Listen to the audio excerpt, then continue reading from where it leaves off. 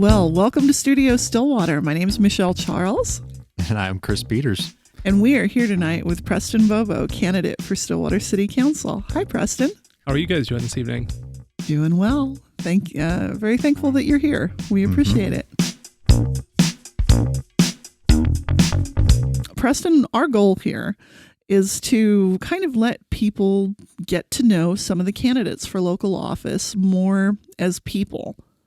That's exciting. I'm glad to be here and let people know who I am, and it should be great. I'm really looking forward to this. Okay, very cool. So let's just start with something really basic. How did you get to Stillwater? I am originally from Alabama, but we moved here when I was very young to Sealing, Oklahoma, which is aptly in the northwestern part of Oklahoma. Because of my father's job. He's always been in the environmental industry, and so I grew up in that industry. I tell people I grew up in hazardous waste. When other kids were getting kiddie pools, my dad brought us home a 55-gallon drum and cut the top half off of it, and that was what we played in. So, wow. Yes, indeed.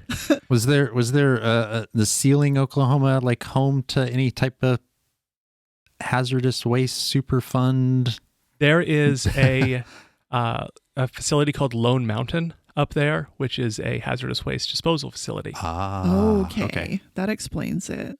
And soon after, the regulations changed. There was if anyone's familiar with the Bhopal incident. No. So this happened in Bhopal, India. There was a methyl isocyanate release, and it was it was just a very bad environment. It's the largest environmental incident in the history of the world. People think that's Chernobyl, but it was not. Everyone at home can Google this. It's a terrible incident. And after that, in the United States, we decided that could never happen. And so a whole bunch of environmental regulations were passed. A lot of them had to do with liability. Mm-hmm. And so my father and his father-in-law, my grandfather, decided it would be a really good idea to go into business together to start a company doing environmental response. Okay. My grandfather made his career before that as an aluminum accountant with the Reynolds Aluminum Company, and was an international aluminum accountant. I mean, is this Reynolds Wrap? Yes, this is Reynolds Wrap, Reynolds Aluminum. Okay. Yes. Okay, I'm thinking of a different Reynolds. Oh no, This is Reynolds Wrap, Reynolds Aluminum. Okay, wow. Okay, so they got into environmental response. So you're kind of in the family business. I am in the family business. I still get to work with my father every day. Oh wow! And literally in the family business. Literally in the family business. It's wonderful. Very cool. So this same business that they started in the 80s is still going strong, and that's where, when I go to work every day, that's where I go to work. Okay, so you grew up around Sealing, in hazardous waste. Well, actually, we wind up in Stillwater. So actually, we moved to Deer Creek. Oh, okay. And so like Edmond? Like Edmond, okay. Right, Deer Creek, Edmond. And that's when I started kindergarten. Okay. So started kindergarten in Deer Creek, K through 12 in Deer Creek. Had some college hopping and settled in Guthrie, which is where our corporate office is. Okay. But then when my wife and I decided to have a family, we decided to settle in Stillwater, because if you're going to work in Guthrie, I think that looking around here at the communities, that Stillwater is the logical choice to raise a family. Okay. So what was it about Stillwater that drew you to it? A lot of things. I love the school systems here. My wife's a school teacher, and her master's is in education, and so then we're very passionate about is public education. So that's a big deal. We love that kind of the small town atmosphere that we can get from Stillwater, but it's slightly larger than a place like Guthrie or Perkins or Langston or someplace like that. Okay, very good. My parents, though, are a little different. They live in Perkins, and that's the town for them. So I understand that different people want to live in different places. My sister ran away to New York City and then moved to Sweden. Oh, wow. So that is quite a difference. Now, where is she in Sweden? She actually was in Gothenburg. Okay. And after COVID, so I would argue that Sweden may be the only country that has handled COVID worse than the United States. That's what I've heard. So now, people were really looking at Sweden and saying, hey, they're doing it right. Look at this. This is awesome. They haven't closed anything Oh, down. early on, yeah. early on, yes. And so she also has a family, and they have decided to come back, and they are currently in Perkins with my parents because they had leased their place in New York City, and as soon as that lease is up, they are going to be back in New York City. Okay. She is an architect and an artist, and she's married to an architect, so they have a lot of flexibility with where they can live. He just got an advanced degree in architecture, and I'm sure I should know what my brother-in-law has, but I don't off the top of my head, and that's terrible. That is okay. We're not going to judge you for that. So, I mean, you grew up in a family that's dealing with safety, with disasters, with, the idea of what can go wrong. And I've noticed that you've been very active. I mean, during the pandemic, in trying to disseminate information to people that will, allow them to make decisions. Aside from that, I mean, what's important to Preston? What's important to you as a person? That is a really open-ended big question. Family is really important to me. One of the things that we do every year here in Stillwater are like the Mummy and Son dance. Oh yeah. As a family, the daddy-daughter dance. And so those events are really important. One thing that I'd like to see actually more is more family events. Growing up and being around Guthrie, actually, working in Logan County, I get to see that they have some like concert series where we did the Mumford and Sons concert. Oh yes, I remember that. It was wonderful. I would really love to see some more events like that brought to Stillwater, where we can have something like a Red Brick Nights here with some like local bands and to really liven up our downtown. Right. Help out the local economy, give people a reason to come to our Main Street, because I feel like Main Street USA is something that's very much America, and something that we need to find creative ways to revitalize and bring our communities together, especially right now. Okay. And I mean, so is that tied into your view of providing a good quality of life for your family? Absolutely. Yes. Another thing that's really important to me as a family is, or me as an individual is, and family is service to each other. Like I get up every morning and cook breakfast for the whole family, and we have a family breakfast every morning. We sit down at the table. What was for breakfast this week? We got waffles, pancakes, eggs. I am super boring, and it's Oatmeal. bacon and eggs. Bacon and eggs. Okay. You can't go wrong with bacon and eggs. Yep. I know. Ever. As long as bacon's on the table, I'm happy. Good. But that's so because I can put on bacon, and I can go then work on the coffee, and I can come back and I can turn the bacon, and then I can go put on my cup of coffee, take my wife her cup of coffee while she's doing her hair or makeup or whatever it is she does in the bathroom for 20, 25 minutes. Sure. So it's girl stuff, Preston. Exactly. I don't question it. I know that she comes out of the bed and goes in the bathroom and comes out and looks beautiful every morning. It's all worth it. It is. It's fantastic. So, and then she comes out of the bedroom fully dressed and looking amazing and has a full breakfast ready for her every morning. Wow. That's great, actually. That's a really nice thing. And then when I come home most evenings, food's ready. So it's service to each other within the family. Absolutely. As well. How do you roll that with the kids? They have their own duties that they're responsible for. Right now, it's kind of divvied up to our daughter Vivi is on dish duty, and our son Preston is on clothing duty. So okay, laundry and dishes. And those are kind of the high points and then we kind of do house cleaning just as it comes up. It's Preston clean the floor, sweep the floors. Right. So. Right. Very good. So everybody pitches in. Everybody's part of it. So, I mean, does that kind of inform your view of life in general? Everybody pitches in, everybody does what they can to help each other? I think so. Volunteering is really important to me. I've volunteered when I'm not working or with my family. I try to find something to do to be out in the community doing things. What kind of things do you volunteer at? Actually, for some reason, my wife sent me a text today that in 2018, I was in a Stillwater News Press story for doing volunteer work Okay. with Stillwater Public Schools. Oh, nice. I know. I was like, it's so weird that you would text me this today when I have my interview tonight. She was like, did you know you were in the story? And I was like, I did 2 years ago. I don't. So I worked with Stillwater Public Schools though before when they would let people who weren't employed by the school in the building. Yes, Sure. all the time. Every day that I could be off of work, I would be there at the school. They have a program called Watchdogs. Okay. and What does that do? It's dads of great kids, dads of DOGS, dads of great students. Students. Right. Okay. It's something that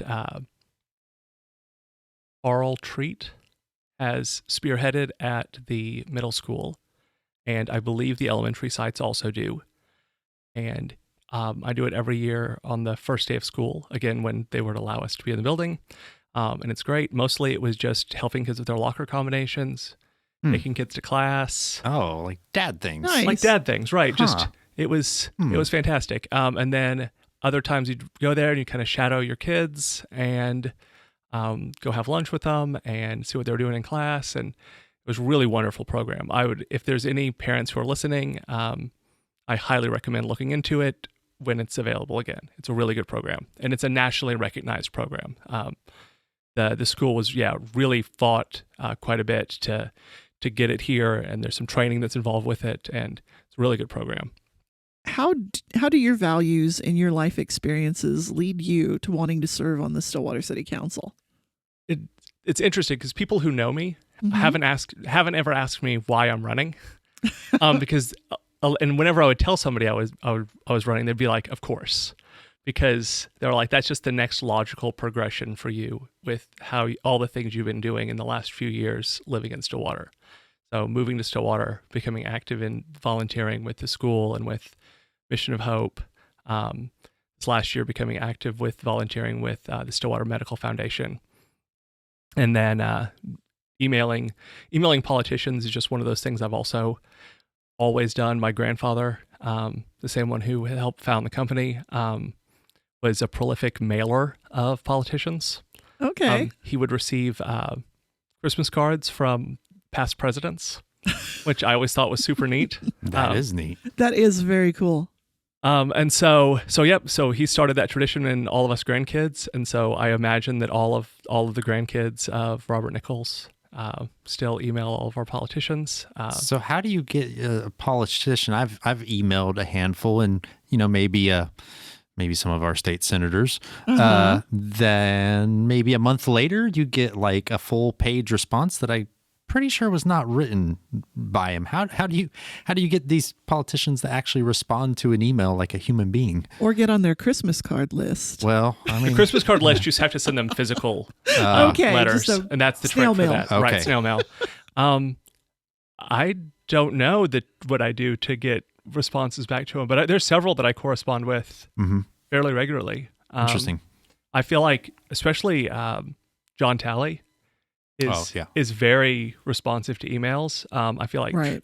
Trish Ranson, who is not my representative, but I think is wonderful, responds to emails incredibly quickly. I emailed John Talley a question about a bill just yesterday, and he emailed me back. In fact, actually, if he hears this, I have a kind of embarrassing story to tell about him. He asked, for some reason, he asked me for my physical address yesterday, and then I immediately got an email back from him that was something to the effect of, "Good, I'll be by in a few minutes to drop off the tickets." And I went to my wife and I said, "Why is John Talley coming by our house with tickets, and what are they to?" And she said, "I have no idea." And then I got another email that said, "Oops, Wrong email. Wrong email. So you still don't know. So no, I have no idea. That's just random tickets to something. right. So somebody else got them. So not me. Shows that John's responding to a lot of emails. He is responding to a lot of emails. That is true. That is I told him, absolutely true. but no. And one of the things I sent Ty Burns an email and told him that at least I don't speak for all of Stillwater, but I do not support a Bigfoot season. Right. Oh, because as of right now, I believe there's open season on Bigfoot. And so anything that would make that more restrictive Sure. is anti-freedom. There you go. And so, yeah, Have you heard from him yet? I have not. I have not heard from Ty Burns, but that was yesterday. So Okay. I figure I'll have to give him a couple of days. Sure. And, then we're all going to go squatching. Right. I mean, but right now we can do that anytime we want. We don't have to Sure. wait for the season. Exactly. So Exactly. Now, in all seriousness, is that just sort of a fundraiser? Honestly, do you have to buy a Bigfoot permit? you have to And buy a then that's Bigfoot going to go permit. in a special fund or something? Correct. But I don't know how a hunting license translates to getting more people, like tourism. Like you said, when technically you can go look for Bigfoot anytime you want. Exactly. I have to say, I would buy my brother-in-law a Bigfoot hunting permit just because he's always looking for Bigfoot and always half expecting to stumble across him. Or her. In my mind, I wish it was done through a different department. I agree with Not that. the Department of Wildlife, but maybe the Department of Tourism should handle that. Yeah. Yes. And it could be promotional. And so Rather than playing it like it's a serious permit. exactly. Yeah, I can agree with And that. again, and that maybe that's just me approaching it from Well, a no. public safety perspective as well. Sure. Well, I don't want someone actually going out in the woods with a gun thinking I'm Bigfoot. Or what's a Just saying. Bigfoot trap? I mean, I'm guessing it's like a bear trap because they said they Ooh. don't kill it. They just trap it. Right. Oh, so people digging like But then tiger what if I pits go and stuff. get a Bigfoot costume and I go walk in the woods? Is somebody going to try and trap me? And then As Chris does. can maybe because they wanted a $25,000 reward for trapping it. So Okay. I'll get the costume, but you got to have a good safe trap. You could trap me. Okay. As You're Bigfoot. down with that? We just got to split the money. It's just got to be a humane trap, Yeah. is what you're saying. Yeah. We'll think about that one, Chris. This may be how we finance the next stage of this podcast. You may have just stumbled across what's I'll going have to work push on us my to the next level. Bigfoot walking. Maybe so. Yeah, you got to get the stride right. So, okay. So Preston, you're involved in public life. And nobody's surprised that you're wanting to go to the next step. It didn't take Bigfoot money to do it either. But I mean, watching what's been going on for the last year, I mean, it's been kind of brutal to be an elected official, especially at the local level, it seems like, because so many people at the higher levels, it seems like they don't want to make the decision. So they push it down. All of a sudden, they're interested in local control. And now the target's on the local officials. Why do you still want to do this? Why are you willing to step into that? Why are you willing to put on the Bigfoot suit? Well, that's industrial safety. That's what we do all the time, is make those decisions that are incredibly unpopular and tell the crew that no, they can't do the job in that way, or tell our employers or the people who've contracted us that their job's going to cost twice as much because we have to put in certain safety measures. So Right. kind of a big part of doing safety and environmental cleanup work is telling people those hard truths and making unpopular decisions. They're necessary. So almost my actual career has prepped me for what's been going on right now.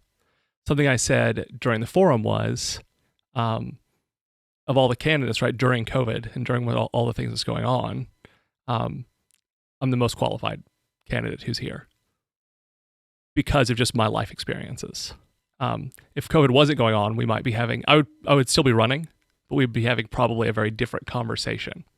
All right. So what kinds of issues, I mean, aside from safety, are you interested in? What would you like to see happen in the city?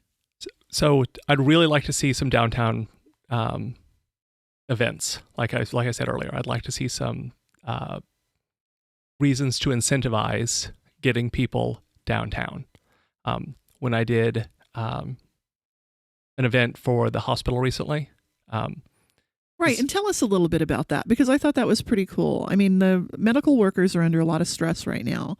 And you helped organize something that was really, really nice for them. And I know meant a lot for them. Right. So for Christmas, I tried to get people to donate $5 or $10 gift cards from local businesses. So ideally, my plan in my head was that people who worked at SMC would get a gift from the community that then they could go use at local businesses to get something for them, get something for their families or whatever.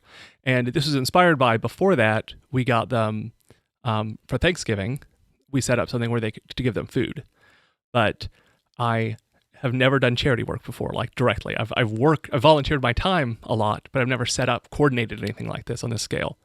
So after Thanksgiving, I thought that was great, except we just got a whole bunch of people to give Walmart and Homeland and Sprouts probably a lot of money.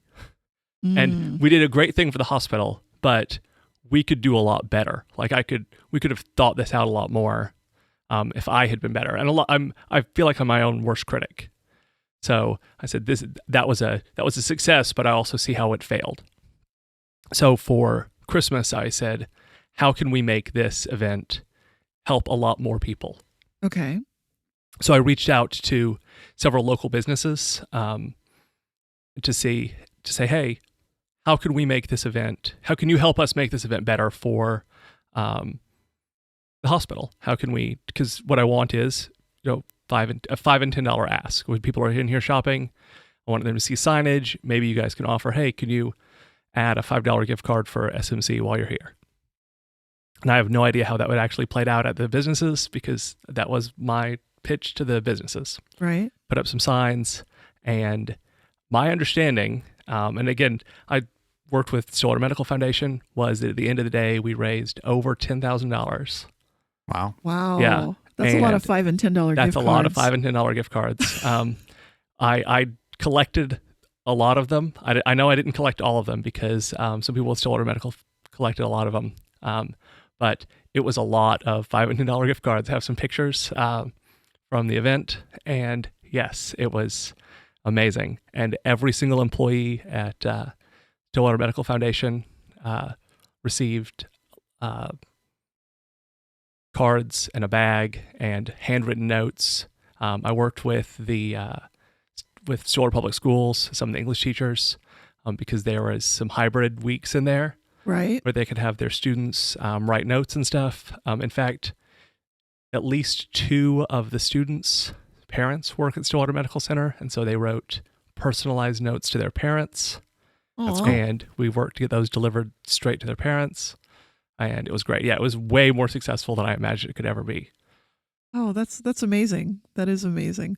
So do you have plans for something else, moving forward, or? Moving forward, I don't think there's a holiday coming up. Okay. So you want to kind of tie it to holidays. So, I mean, that's St. Patrick's Day. That's my birthday too. So is the Ides of March. So yes. Perhaps we'll have to see. I mean, Have to maybe think Mardi about Gras, that one. right? I'll have to think about that. Mardi Gras. Yeah. King cakes or something. I don't know. We can come up with something.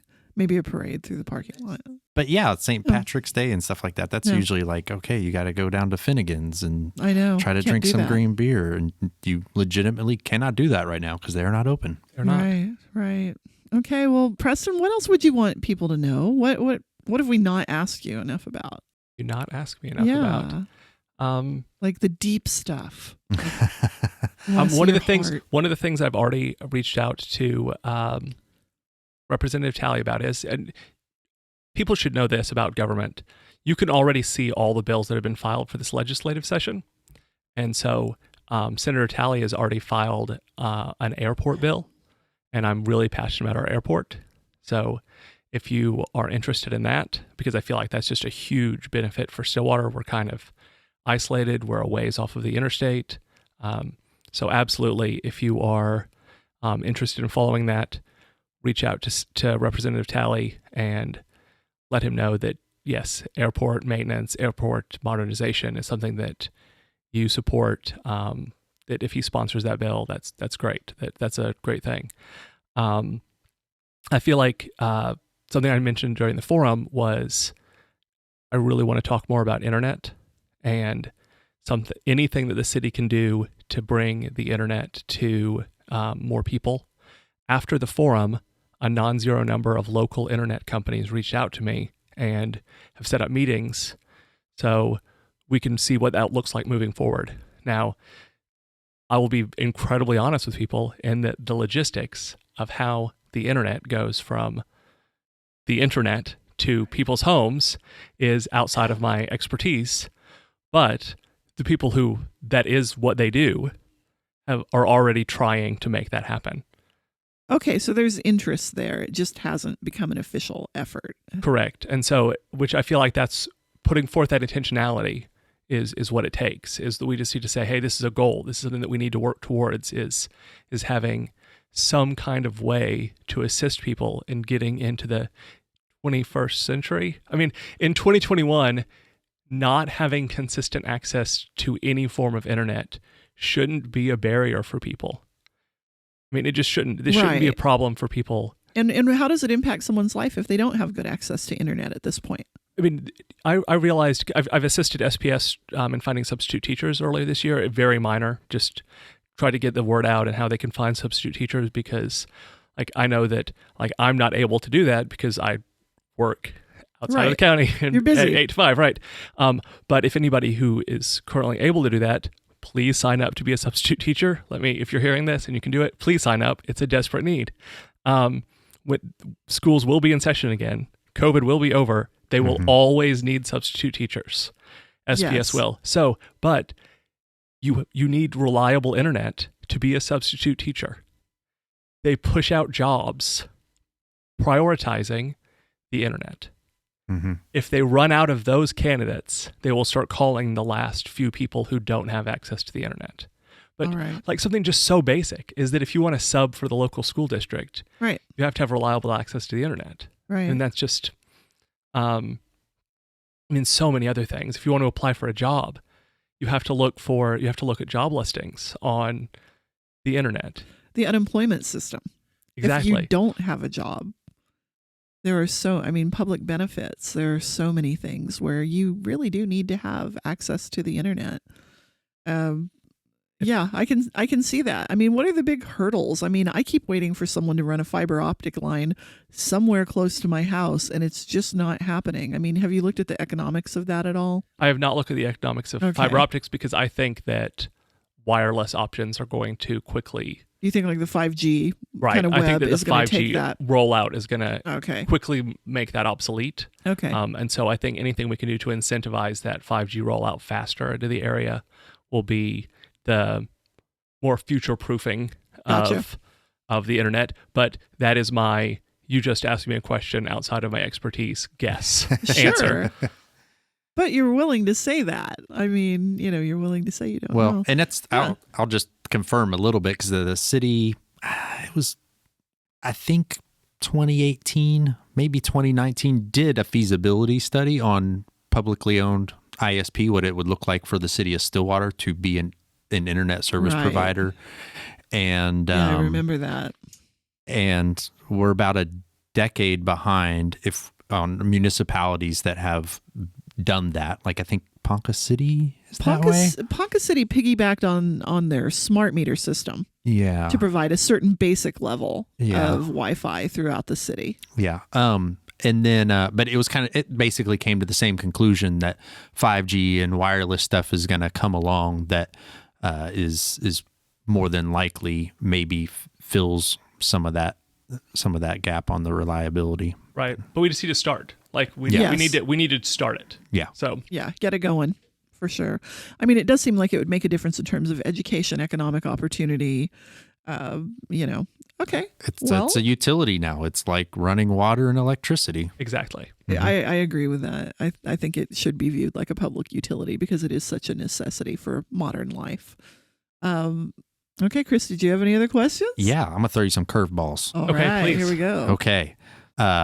What are some of your hobbies? See, what are some of my hobbies? I like 3D printing. Okay. Oh, what's the coolest thing you've made? cool is such a weird metric to ask. What you thought was cool. So a friend of mine, Complex, maybe. so a friend of mine is really into tabletop games.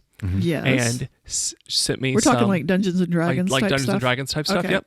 And sent me some pictures of characters for Right. him and his family in California. Okay.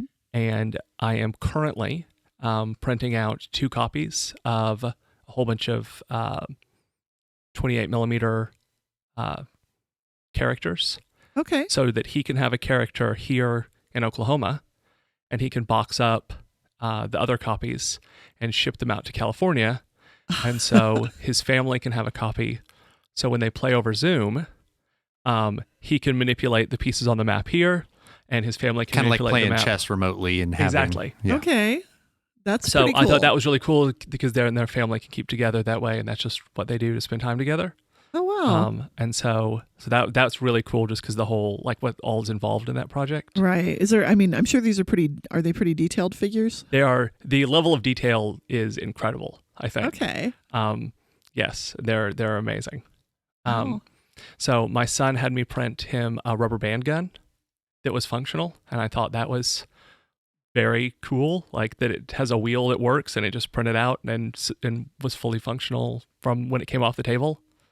I printed a whole bunch of ear savers for masks, Okay. Yes. I remember seeing the designs for those. and those were great. I went into the computer and changed them. I made one with my wife has a logo for her science brand, and I added her logo to several and printed her some that are Bobo Science with the Bohr model, which is her logo. Those were very cool. So, yep, that's something I do. My parents own a bison ranch in Perkins, and so I go out there, and my dad's a big hunter. I'm not. I used to be a big hunter when I was a kid, and I think that my dad just like hunted me out of it, I guess. And so You got your fill. I got my fill, yeah. And so I love to go out and just spend time though with him and just hang out in the stands and just watch nature. And so that's another thing is just, I mean, I guess when you clean up so much hazardous waste that going out and seeing like the sunrise over a field full of deer is just another aspect that just is so super rewarding. Yeah, the reason why you're Right. trying to, preserve those things Right. by cleaning up our human messes. Right. Right. And so yeah, those are, and they're very different. So those are kind of probably my. How easy is it to work with bison? I mean, you think of cattle like you're doing a cattle drive, you're moving them around, putting them in pens and stuff. Can you do that with bison? My understanding is no. Okay. I don't work with the bison. Okay. So my this was something that my dad got into after I left the house. And so while I've been around them, Right. I have not even made an attempt to work with them. I love to feed them and go out and like Right. ride around in the truck, and my children feed them and we've pet them and stuff. Okay. But I have not been like in a field, not on the truck around them Okay. because they are terrifying up close. Yes. Have either of you been to Yellowstone? Yes, I have. Okay. And been And- stopped on the road for a long time waiting on the bison. If you've ever been to Yellowstone, you quickly learn that the bison do not care what you think. They do not care if you need to get somewhere. And they don't They care do how not. big your car is. Oh, it's crazy. And they come up, I mean, one of them would come up over the lip of the road. Like they'd come up out of a valley and you'd see one come up on the edge of the road. And then there's a whole stream of them. And next thing you know, there's a herd of bison on the road in front of you. And they're just chilling. They don't care about your car. It was, Right. it's amazing. Like Bison's ability to not care about what you want is truly breathtaking. I know that they can run at like 40 miles an hour Yes. and can turn at 20 miles an hour at 90 degrees. And Yeah. so yeah, I tend to stay on the like the ranch trucks Okay. when I'm around them. Healthy respect. Right, exactly. They're great though. Very Oh. cool. All right, got one more for you. Okay. So, day's over. You've cleaned up a disaster somewhere around Oklahoma, and Dinner's done. How do you unwind? That's video games. That is video games. Okay. Yeah, I will. There's a group of dads called the Dads of Destiny. I like that. That we got together playing a video game called Destiny. Got it. Okay. And that we've branched out from that. And they're like online friends. One of them has a kid who plays. Now, I'm not a sports person. So he plays sports. He plays basketball for one of the NBA teams, but I couldn't tell you which team he plays for. But probably just, it's not the Oklahoma team. I know. I guarantee it is not the Thunder. The Thunder. I'm 95% sure it's not the Thunder. Okay. At least. So he lives in New England, but does not, but doesn't live where his son does. Yeah. Okay. So, he watches them on TV.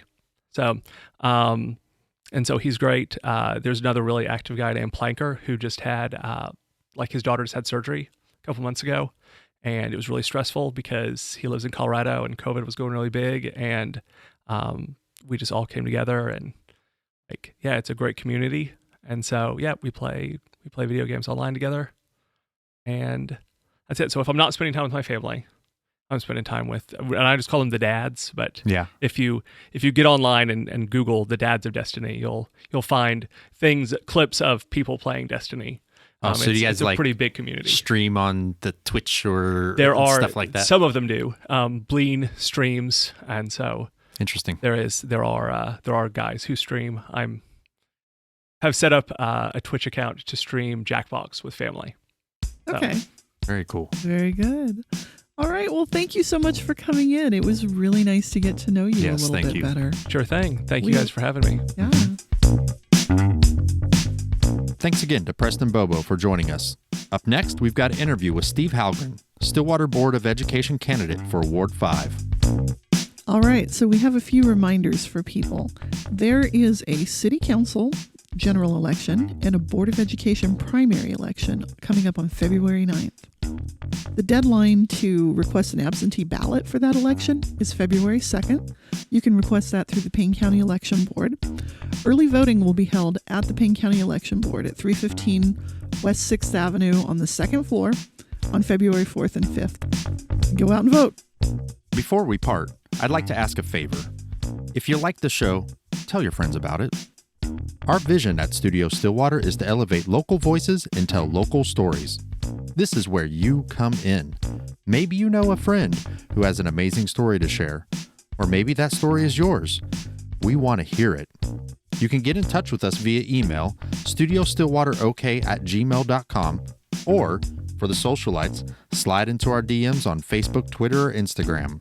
You can also send us a voice message by going to anchor.fm/Studio Stillwater. Just hit the add message button to record right from your phone or computer. We would love to feature your voice in a future episode, even if it's just saying how awesome we are. Finally, check out the show notes. There you will find links to everything we discussed on the show. Thanks again for joining us. Until next time.